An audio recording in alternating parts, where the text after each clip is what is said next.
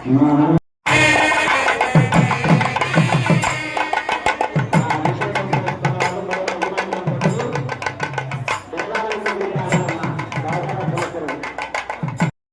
జై శ్రీరామ్. మెండపేటలోని రైతు బజార్ దగ్గర నూతనంగా నిర్మించిన శ్రీ సీతారామ ఆలయం వద్ద ఈరోజు విగ్రహ ప్రతిష్ట మరియు ప్రతిష్టంభ ప్రతిష్ట అత్యంత వైభవంగా టీటీడీ వారిచే నిర్వహించిన పంపిణీ చేత ఘనంగా జరిగిందండి.